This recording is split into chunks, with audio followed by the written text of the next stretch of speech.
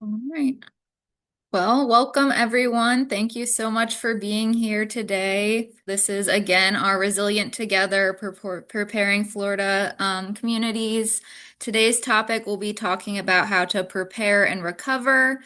Hopefully, you've been able to tune into our previous topics, climate resilience and understanding your risk, and some of our future talks as well. We want to remind everyone that we are recording today, so please keep yourselves muted and turn off your cameras if you don't want to be recorded.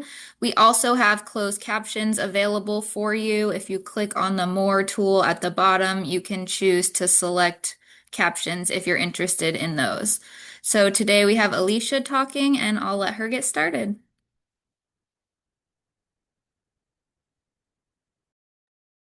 Thank you, Megan. Good morning. My name's Alicia Betancourt, and I am the Monroe County Extension Director for the University of Florida. Monroe County, if you don't know, is the southernmost county in Florida. So I'm here dialing in here from the Florida Keys, specifically Isla Mirada, although we do have our main office is in Key West. So I would love to hear from you guys where you all are from if you want to put that in the chat. Today's topic, we're going to talk about preparation and recovery. And so, as we think about resilience, we're going to talk about really specifically how to prepare and what we need to be thinking about in terms of recovery, both for ourselves, our homes, but also our communities. So you'll see some ways I'll split those out, and in some ways we'll talk about those all together. We're going to start with just sort of looking at the topics we're going to go over today. We want to help you prepare your family and your home. We're going to talk about how to do your own vulnerability assessment. We're going to talk about home hardening and documentation, both for insurance and to increase your resilience. I do have a couple of slides. We're going to go into some home resilience funding options and some kind of important tips to keep in mind as you think about increasing your personal resilience. And then we're going to talk about preparing your community and what does a prepared community look like? What is a vulnerability assessment for a community? How to do some neighborhood organizing in preparation for being more resilient and any sort of disasters that might happen within your community. We have some important tips and resources. So if you weren't with us before, Megan will be putting links into the chat. There's a couple of ways I would suggest that you do this. The first, maybe open up a separate document, like a Word document or a notes document, where you can copy and paste those links because you might want to look at them later. Um, if you're working on a tablet or some way that that's not really going to work for you, it's fine. Holly or Megan or I will be sending all those links out after this meeting. So don't feel like you're going to miss anything. You'll also get a copy of the slides. And then finally, we're going to talk about what we need to think about in terms of recovery, both for our personal home and our community. And I really liked, if you were with us, Carrie did our very first webinar, and she wanted to talk a little bit about resilience, and so that we're all sort of on the same page. She defined this, and thank you, Carrie. I lovingly borrowed this slide from you. The capacity of an individual or community exposed to hazards to adapt. So really it's the capacity to adapt by resisting or changing. And that is so that we can maintain a level of function and structure. So there's a lot in there. And simply, it means the ability to bounce back. So if we look at that slide, we think about a disaster, we work together to recover, we learn some things about either, our recovery or our ability to work together, so that the next disaster we can recover faster and learn more. I ordinarily really like to have really glossy slides with fancy pictures, but this subject is very dense, and I wanted you all to have something that you can look back on that you don't have to guess what I'm talking about. So there are going to be a lot of words on these slides. Don't feel like you have to read them. They're really there so that if you want to follow along to do these steps, that you'll get the slides and you'll have a place to jump off from. So resilience really does start at home. I mean, resilient communities can't be communities unless, each person does their home resilience. So in order to do that, individuals and households need to understand their risks. They need to prepare in advance. They need to stay connected to each other to respond, recover, and adapt after disasters. So resilient individuals and households aren't just people who avoid impacts from disasters. They're the people who take steps to reduce the risk and also have steps in place to recover more quickly. Being ready before a disaster happens means a number of things. First of all, I mean, we live in Florida, so we hear a lot about having a plan.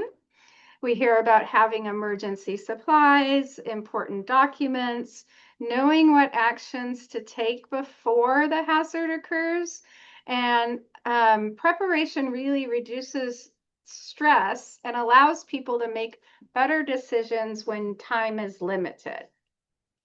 And then when we talk about being able to withstand impacts, this means we're taking steps to reduce damage, protect health and safety, strengthen homes, secure outdoor items, even things like maintaining insurance coverage and understanding evacuation zones and flood risks. Being able to recover quickly after events really does depend on preparation. But in order to have the level of preparation you may need, you need to consider your financial resources, insurance information, support networks, a documented household information. Those sorts of things can make recovery faster and less overwhelming. Resilient households, when we think about who the most resilient households would be, are the ones that adapt to not only changes within their household, but changing risks. And so if you think about maybe your household over the last 10 years, and I'll use mine as an example, 10 years ago, I had three minor children in the house. I no longer have three minor children in the house. We have made household improvements, including, hurricane windows and different things like that. So this isn't something that you do once. It's something that's sort of adapted every year, and it's adapted to your changing household, but also changing risks. And so if you think about, the hurricane forecast every year. We have different risks, maybe between drought or hurricane or heat or different things that may be changing in our environment every year.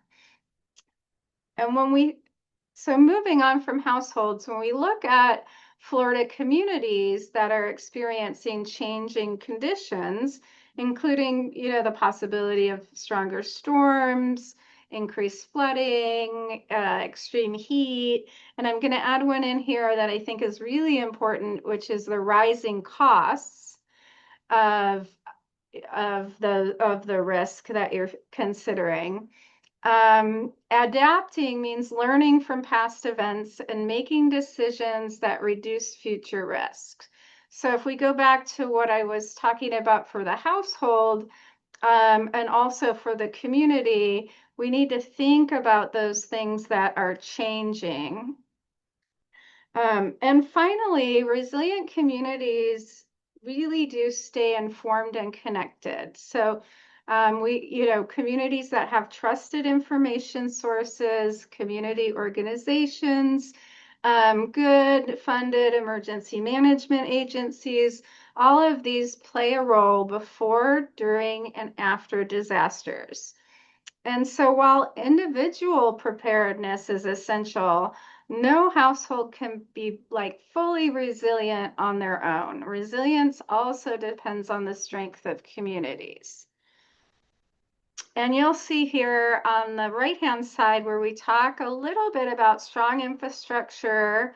I mean, we want communities that invest in systems that can withstand hazards, including, for a lot of us, roads, bridges, drainage systems, utilities, those sorts of things.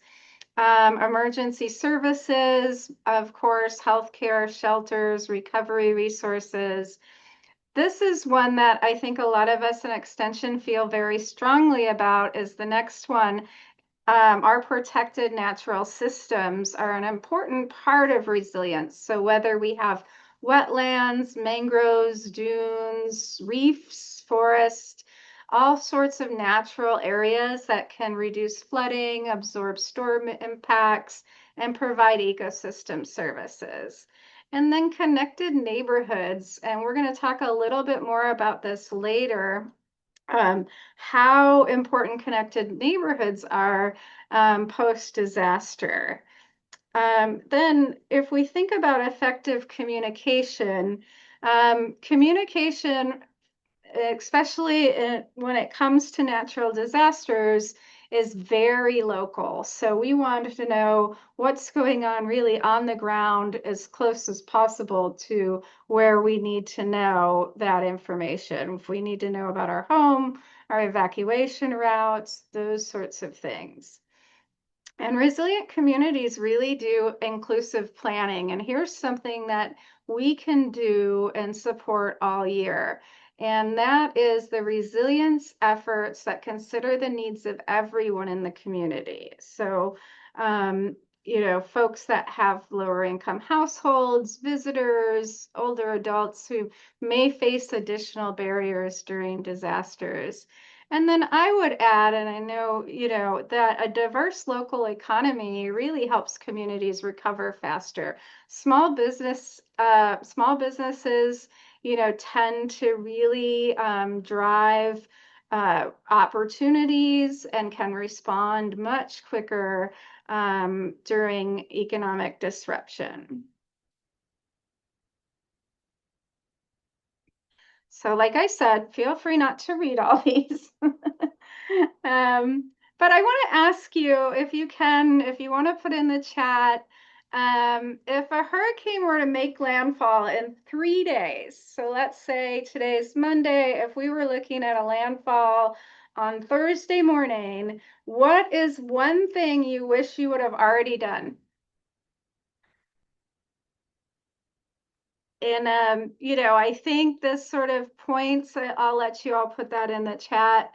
I think this sort of points to the fact that even though we sometimes feel like we're prepared and we've done some things, it's honestly when you're staring down a 3-day landfall, it never feels like it's enough.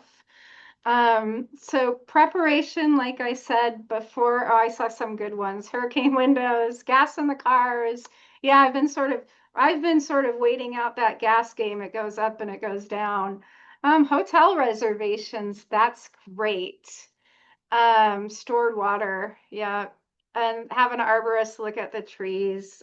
Those are great suggestions. So sometimes these things, although we know we have a potential to have hurricanes, we tend to think when it gets close, by the 3-day mark, we really should ramp up and do things. Yeah, hurricane pantry. Yes. So preparations like the most effective way to protect lives, reduce damage, and speed recovery. But it isn't just about buying those supplies, which, depending on where you are in Florida, can also be like a problem if everyone, if it's a big storm, everyone needs supplies. But we really want to start by understanding the hazards where you live. So, I mean, we're talking about hurricanes because we're in hurricane season. So that might include storm surge, it might include rainfall, inland flooding, tornadoes. We saw some tornadoes, I think it was last year in Palm Beach County, which was kind of crazy. I don't think we were expecting that. It could be even be extreme heat following a storm. But we could also be talking about other, certainly other, storm events, other rainfall events, wildfires, of course, depending on where you are in Florida. Every household should have an emergency plan. So it should be written down somewhere. And definitely you want to figure out how you'll communicate if self-service is disrupted. And remember to include obviously children, older adults, pets, anyone with medical or mobility needs. There's lots of resources that will help you, to get your 90-day prescriptions, pet prescriptions, those things that you need to have if an evacuation is ordered. And then we talk about an emergency supply kit.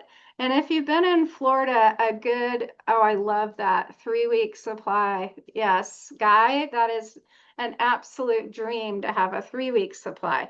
We've always heard 3 day supply, and 3 day supply is, I don't think is no longer valid now. A lot of our emergency management professionals are saying at least 7 days, and that's going to include food, medicine, flashlights, your usual stuff. Make sure you have cash. um, and then think about preparing your home. So we talked about that 3 week, 3 day window, but let's like go back a little bit and say, well, maybe we have 3 weeks. I mean, I did see, I obviously we watch very closely this time of year, those um, lows coming off of Africa. And so let's say we had 3 weeks. Like, what would we do if we had 3 weeks time? And here's where kind of routine maintenance, such as trimming trees, cleaning gutters, securing outdoor items, inspecting your roof, those sorts of things. And if your budget allows, consider some long-term improvements. Impact resistant windows, reinforced garage doors, storm shutters, those sorts of things. And then routinely, you should have something that you do every May. And that should be, at the very least, review your homeowner's flood and wind insurance policies so that you understand what is and isn't covered. After a disaster, a lot of people discover that they have coverage gaps. Additionally, in May, and if you haven't done this in May, it is no time like the present to do this, maybe this afternoon. Take photos and videos of each room in your home and store them along with your important documents in either a cloud storage and a waterproof container. Or what I do with mine is I put mine on an external hard drive and I don't keep it in the house. So our goal here is not to eliminate every risk, but reduce our vulnerability and increase our ability to recover more quickly.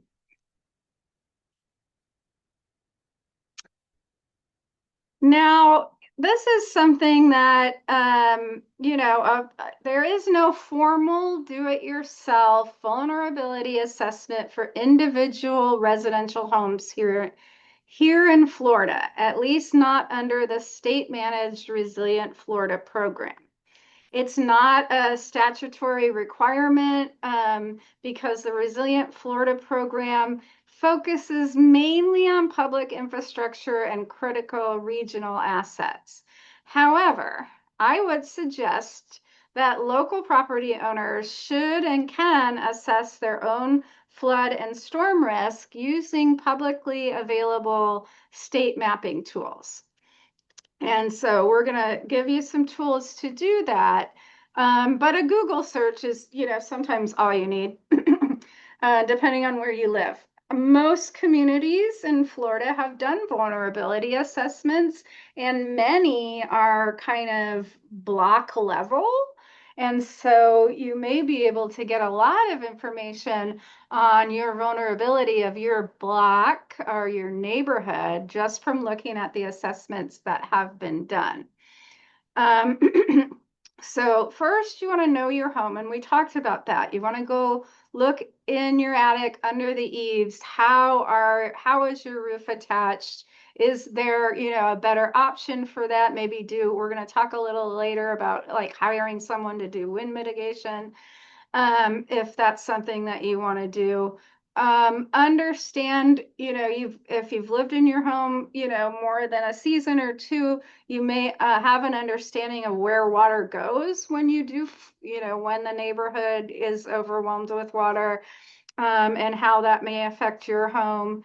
You want to, so know your home, know your landscape, understand your risks there. You want to know your flood zone. And just because you may not be in a flood zone, obviously doesn't mean that you cannot flood. We heard from Megan last time about those 100-year storms and what does that really mean? And but know the flood zone you're in. Every house in Florida is mapped for flood, and understand what that means in terms of your community.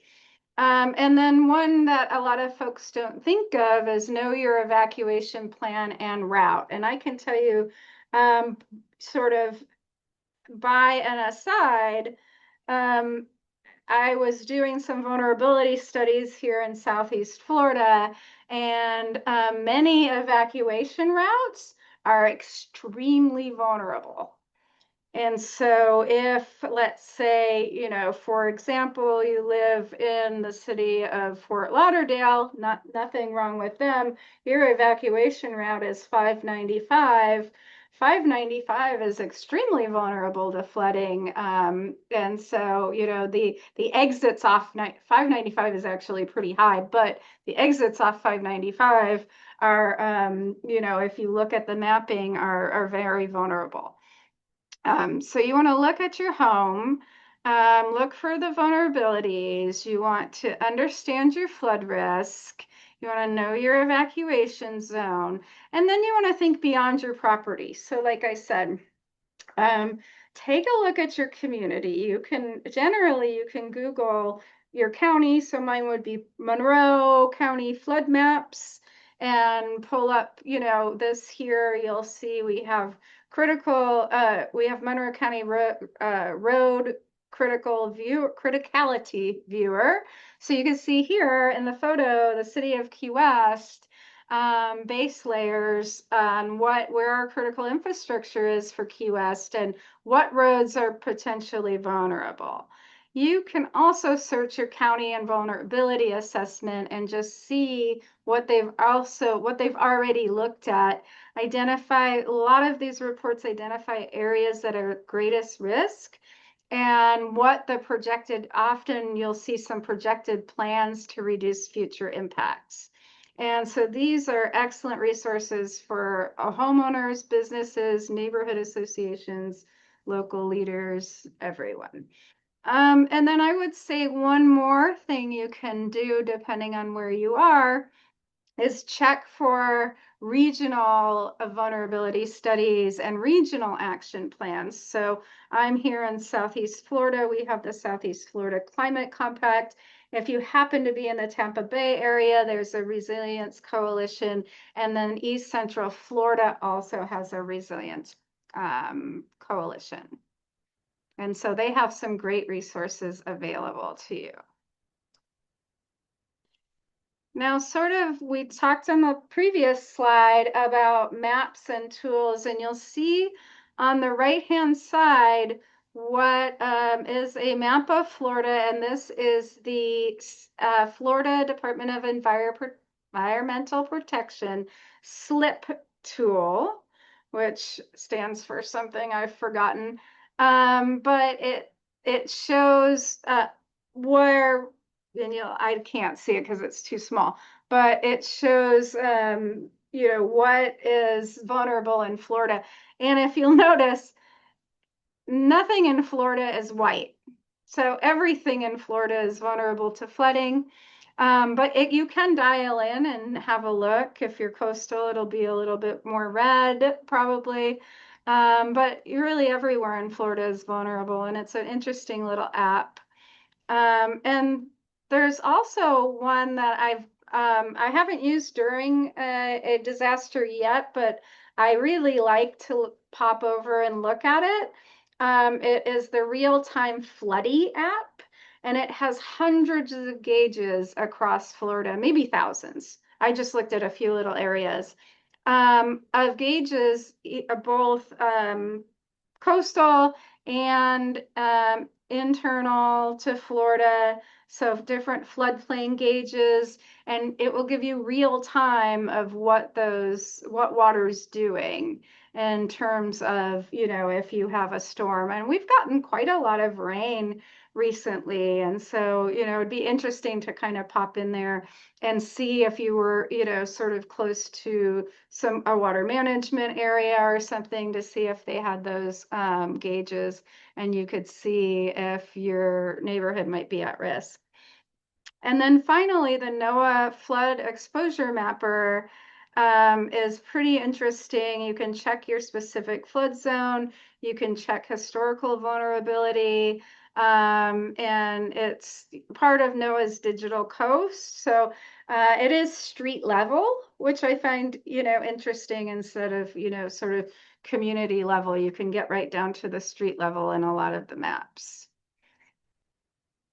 Certainly, if there's any questions about those, put them in the chat and I'll try to answer those. Now, before we sort of switch to thinking about community, I wanted to spend some time on home hardening strategies and home hardening funding options.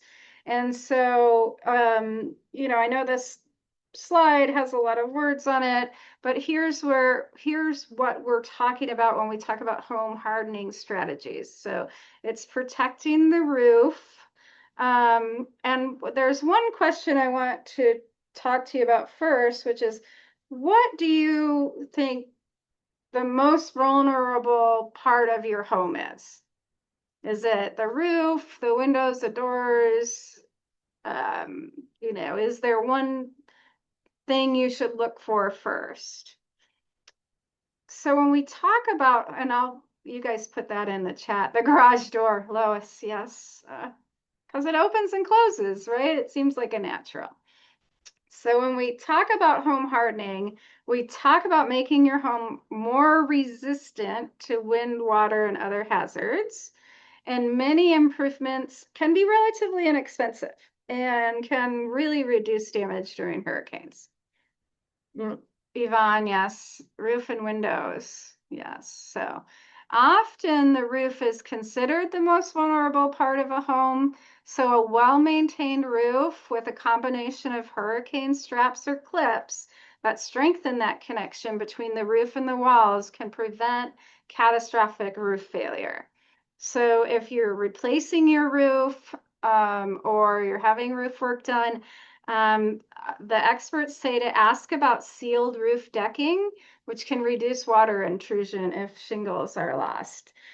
We found here, after Hurricane Irma, here in the Florida Keys, we would see, let's say in a neighborhood in Big Pine, where 5 or 6 houses had shingled roofs and one had a metal roof. The metal roof was still standing and all the shingled roofs were gone. So certainly reach out to your local extension office. We have researchers that have looked at prior storms If you are doing a roof replacement to see, what the research says in terms of better roof systems. Doors, windows, and garage doors, just like you guys said, is another priority. And that is because once wind enters a home, internal pressure can dramatically increase and contribute to structural damage. So impact-related windows and storms provide valuable protection.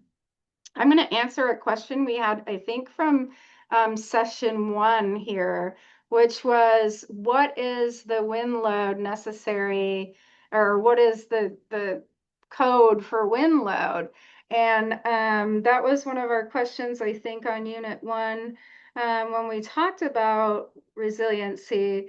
And it depends where you are in Florida. So I'm here in the Florida Keys, and we have the strongest wind load by code, and it goes up the further north you go, or goes, I'm sorry, it goes down the further north you go. So ours is, I think, 170 to 180 or something like that. But the further north you go, the less wind load you have to put in if you're doing windows or roofs. So I hope that makes sense. You can Google code or Florida code wind load, and there's a whole map that breaks it down for you. Um, so keep obviously water damage in addition to wind is another common expensive disaster impact.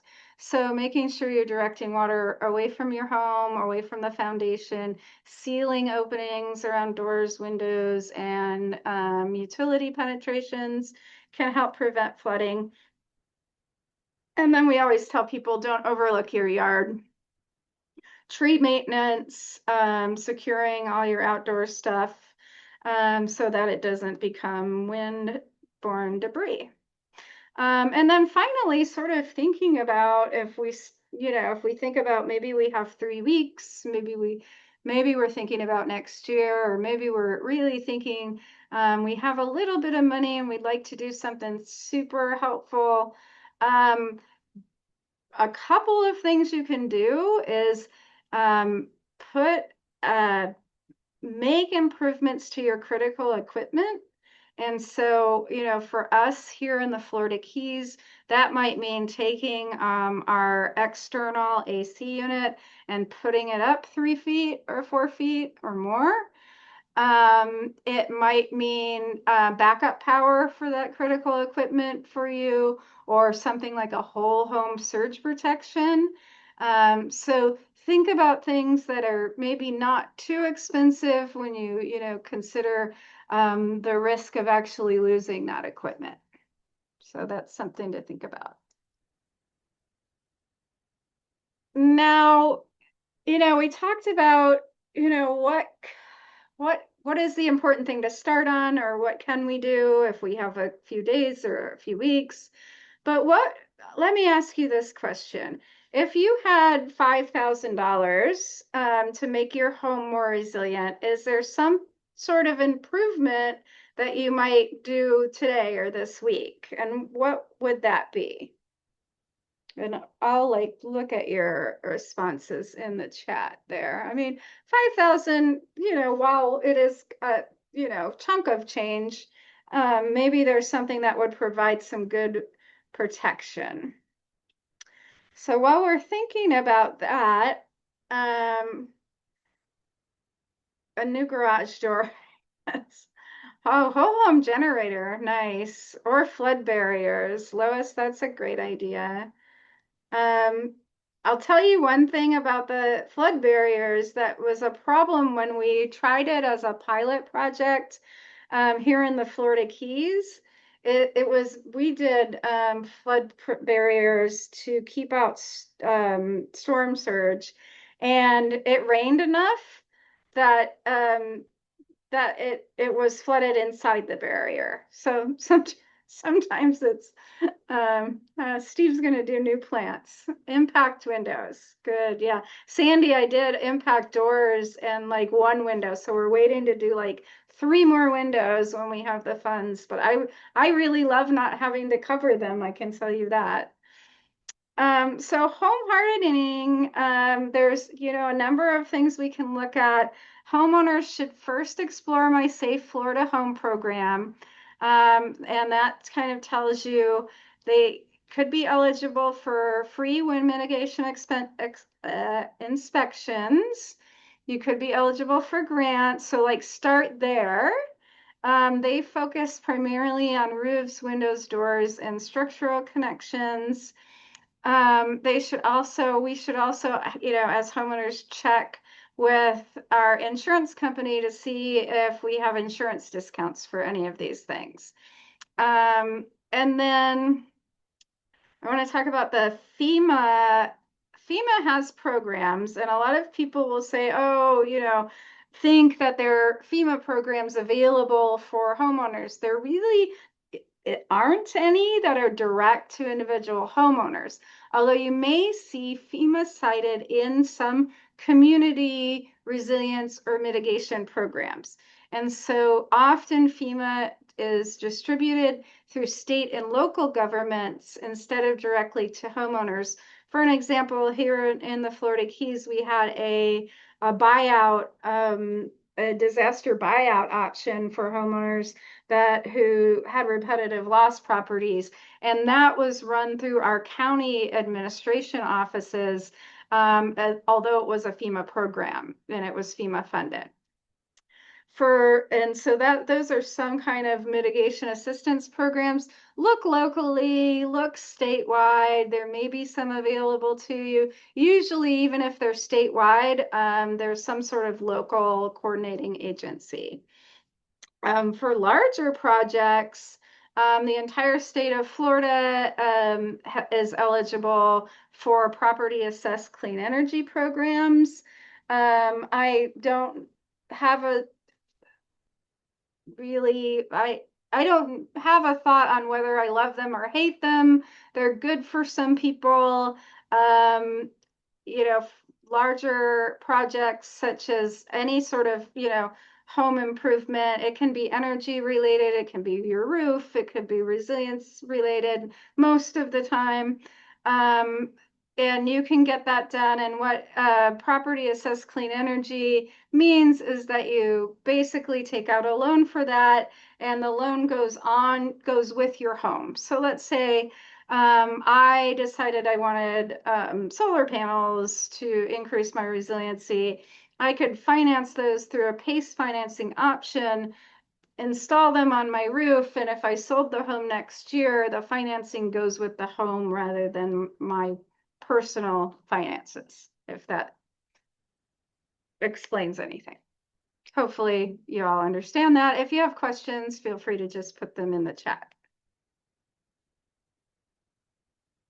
Additional funding options would be there can be wind mitigation discounts. We talked about that a little bit. I mentioned it, I think, last week.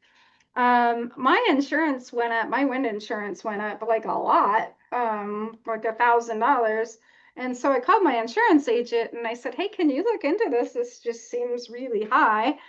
And she said, I don't see any of your discounts. And I was like, well, why are there no discounts on there? I've had the same home for like 18 years. There should be the same discounts. It was built in 2008 or 7. And so somehow the discounts dropped off. Nobody knows why.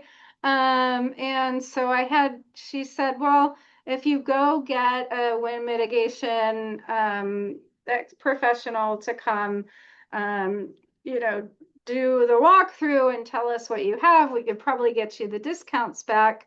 So I did that. I did the wind mitigation inspection. It cost me $200. I immediately got a refund on my insurance for $416. So it was worth doing. I know a lot of communities you can get that mitigation inspection for free, not mine. So that's always good. And, it in general, it can't hurt. They're not giving you discounts. One thing I was worried about was, well, what if they have what if they have discounts on there already that I don't actually have? But that's not really going to be the case.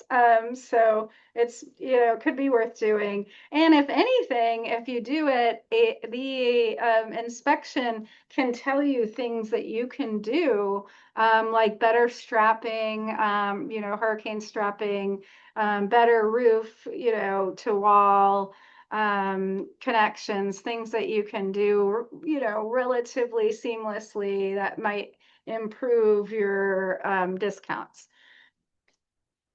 I looked around Florida and there's lots of local and municipal programs, both rebates, incentives, grants. So it's just going to depend on where you live if you have those. Some communities in Florida offer assistance for flood protection, drainage, some energy projects.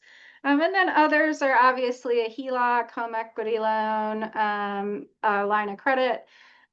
There's some community development programs, quite a few nonprofit resilient assistant programs around the state.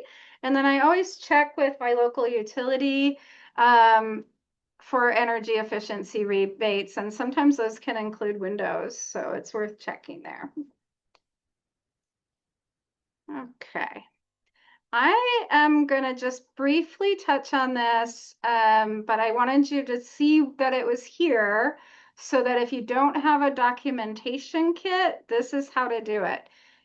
What you need to document for your home, what you need to, where you should put those, understanding your insurance. We already talked about this, and what you need for FEMA assistance. So here are things that you want to have available beforehand.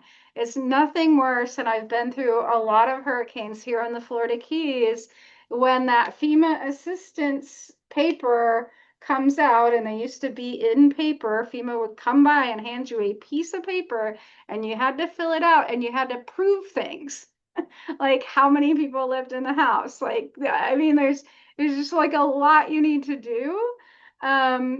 So having that information, having photos, having the documents you need beforehand, will help smooth that little transition, should you need it.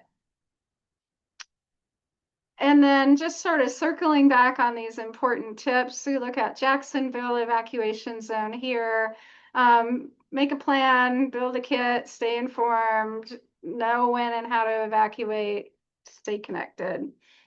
Um, we talked about all of these things, and I guess it's, worth saying there's a few others that I would put in there. And one I saw in the chat, which is, make sure your vehicles are fueled up. We know living in Florida, if you do have to evacuate, gas can be challenging. So this is the time of year you should keep full all the time. Learn first aid and CPR. A lot of communities have that for free. It's good to have, good to know. I'm going to talk a little bit in a minute about your neighbors, and I think that's also a really great place that you can spend some time while we're, in a slow disaster mode here. And then be super cautious of contractor fraud and disaster relief scams. They come out of the woodwork. As soon as a disaster hits, people will be flooding communities. And it is a huge problem here in Florida, but probably everywhere.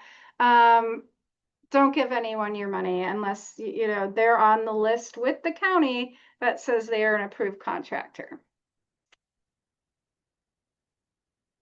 So we're going to kind of switch over to preparing your community. And I'm going to just go over this sort of quickly. Disaster resilience isn't about just about us, but it's about where we live. And, residents, all of us, can contribute to participating in local planning efforts. And when we think about local planning efforts, I'll use an example. There was a small neighborhood that I've been doing this work for a while, and I believe they were in Georgia, maybe South Carolina. That the neighborhood backed up into, next to like a drainage system, and they were perpetually flooded. It actually reminded me a little bit, I think, of Megan's example. And they were able, through organizing, neighborhood organizing, through going to their elected leaders, going to their city meetings, to get that to build resilience into that drainage system so that their community was less likely to flood. So when we think about preparing your community, we think about knowing your neighbors, only sharing reliable information, participating locally, like the example I just shared. Obviously, protecting your natural systems, and then, supporting investment in, infrastructure, emergency services, and recovery planning. Oops, where did I go here? Okay. Here's one I want to spend a couple of minutes on because I think it's so important. And this is what this is where my experience sort of lands me in terms of what I think is the more important thing to do after I protect myself.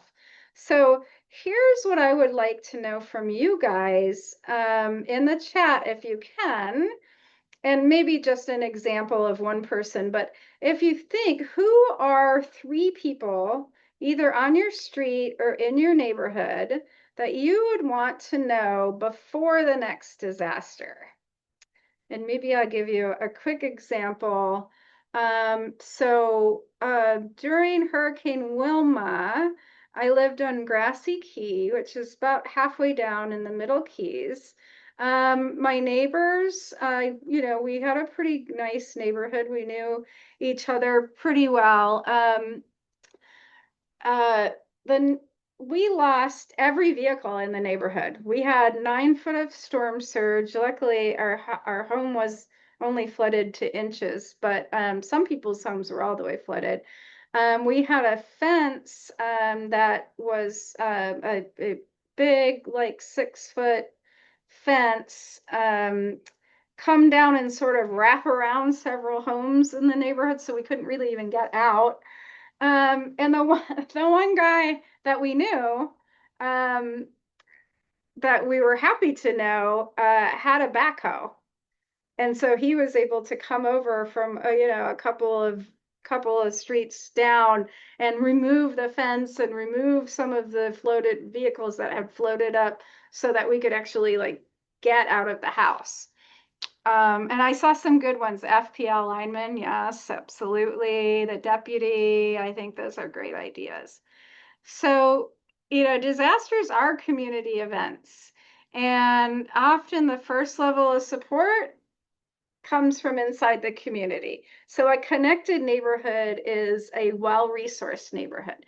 Maybe you want to know like who has chainsaws, who is nearby, including like that might need help, older adults, residents with medical needs, um, who not only who has needs help, but who, can help organize supplies and skills. And sometimes, and if you guys are here, and I would say that,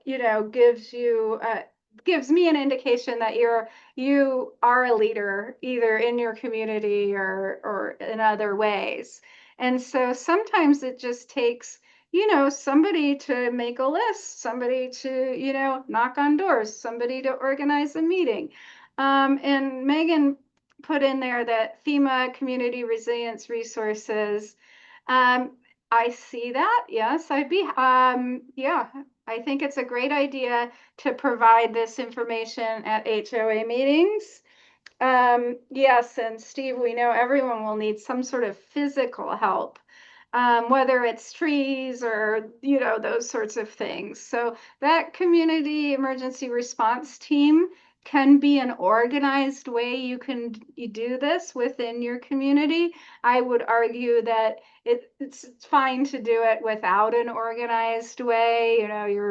Sort of, we have some more resources now than we did 10 years ago. We have, apps. I think it's called the Nextdoor app, where people can kind of do just their, neighborhood. And maybe it's talking to folks about, hey, get on the Nextdoor app and here's how you use it, that sort of thing. So I'd say in all the disasters I've been through, having a good communication with the neighborhood is probably the quickest way everybody kind of got back onto their feet. And so that would be my number one skill here. Okay. Just some important tips. These is over the last few that we talked about. Build connections, understand your risks, communicate the neighborhood plan, invest. Um, the things I want you guys to think about in the next 5 minutes or hope 3 or 4 minutes or so, really about disaster recovery, because I really wanted to focus on preparation, is that it's a process. So there's a path to recovery, and most recovery sort of exists within that path. We want to stabilize, we want to navigate assistance, we want to repair, we want to reconnect, and we want to do things better next time. And so there are lots of steps within each of those, but just to understand that there's a process, and it often can feel like a 2 steps forward, 1 step back kind of situation. And in sort of thinking about what we know about recovery, um, and the process itself, I would say 1 to 6 months. We've got the first 72 hours, we have the first weeks, we have 1 to 6 months, we have 6 months to years.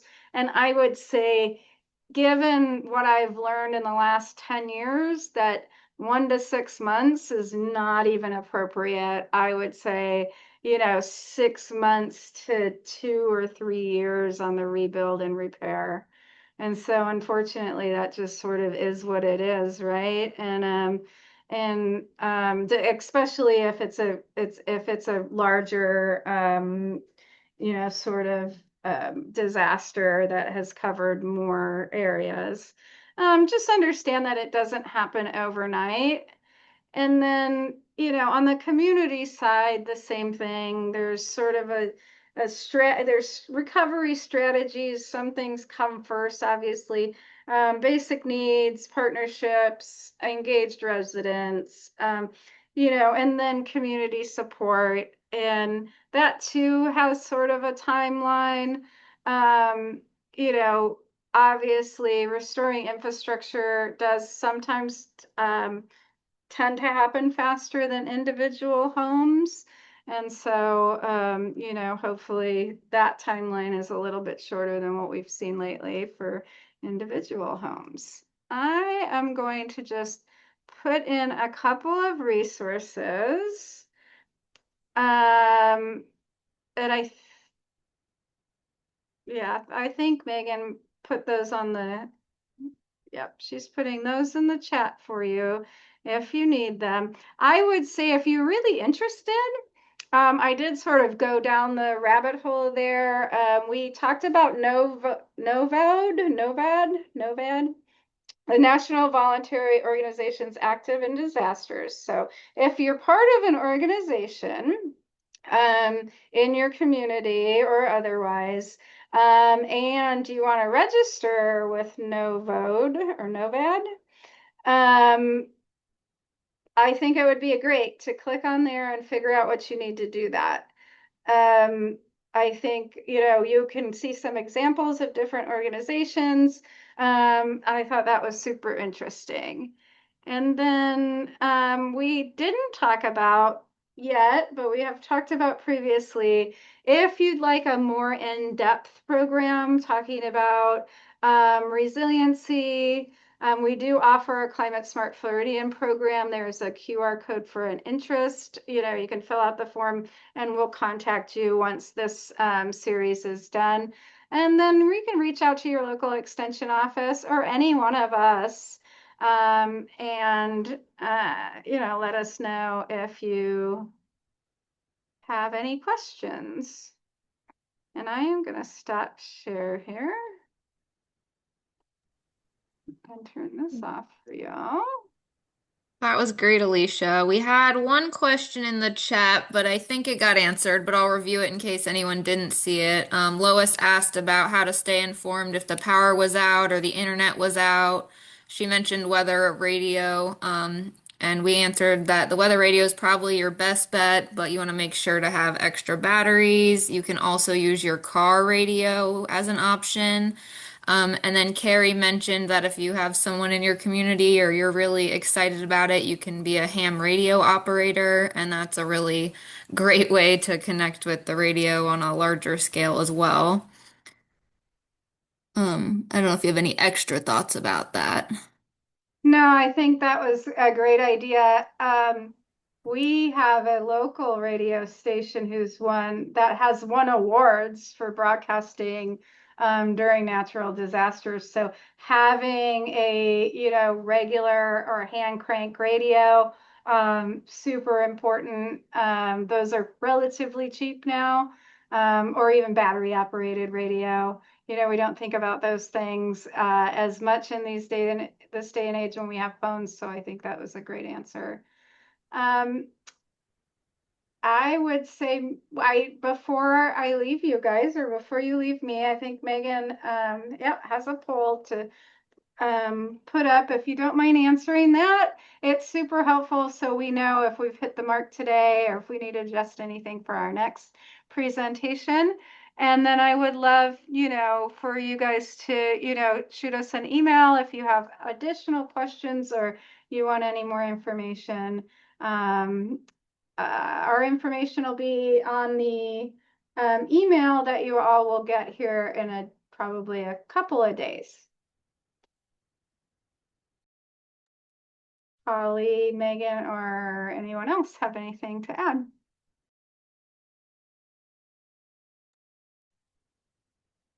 I think that's all. If anyone has any last minute questions, we'll answer them, and we have all of the talks provided in a recording as well.